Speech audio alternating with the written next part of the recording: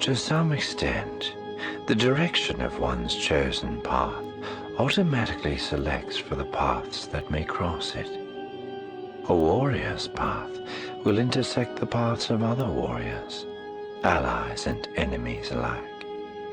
A worker's path will intersect with the paths of other workers.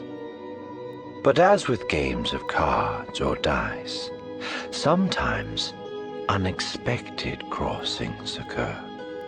Some are driven by chance, others by design, others by a change in one's goals.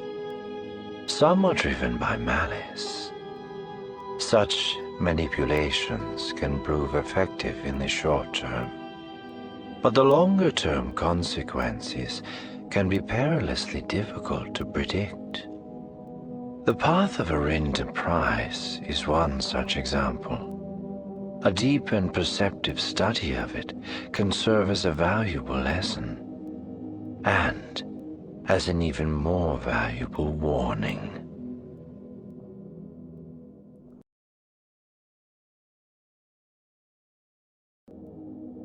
All opponents are not necessarily enemies, but both enemies and opponents carry certain characteristics in common. Both perceive their opposite as an obstacle, or an opportunity, or a threat. Sometimes the threat is personal. Other times it is a perceived violation of standards or accepted norms of society. In mildest form, the opponent's attacks are verbal. The warrior must choose which of those to stand against and which to ignore. Often that decision is taken from his hands by others. In those cases, lack of discipline may dissuade the opponent from further attacks. More often, though, the opponent finds himself encouraged to continue or intensify the attacks.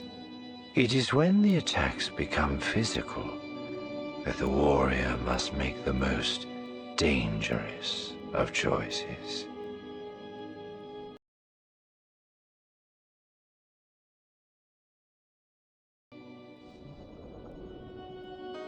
Each person has goals. Some of those goals are open, visible to all who care to observe. Others are more private, shared only with one's closest friends or associates. Some are dark secrets that one hopes will never see the light of day. But eventually, inevitably, those deepest goals must be made manifest if they are to be reached. They must be opened for someone to hear or see or offer assistance.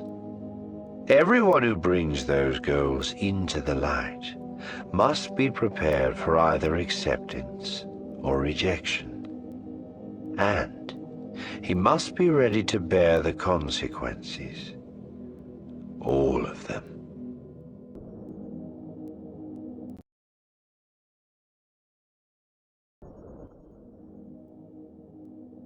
There is satisfaction in defeating an enemy, but one must never allow oneself to become complacent.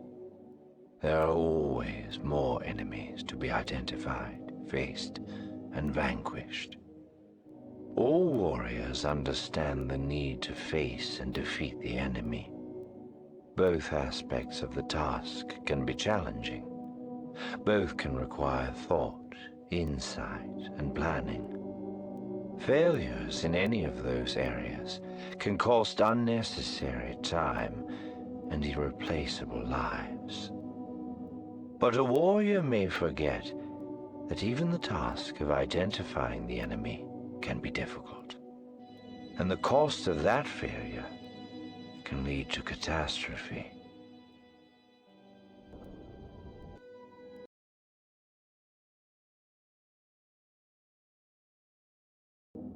All people have regrets. Warriors are no exceptions. One would hope it was possible to distinguish between events caused by one's carelessness or lack of ability and those caused by circumstances or forces beyond one's control. But in practice, there is no difference. All forms of regret sear equally deeply into the mind and soul. All forms leave scars of equal bitterness. And always, beneath the scar, lurks the thought and fear that there was something else that could have been done. Some action or inaction that would have changed things for the better. Such questions can sometimes be learned from. All too often, they merely add to the scar tissue. A warrior must learn to set those regrets aside as best he can, knowing full well that they will never be very far away.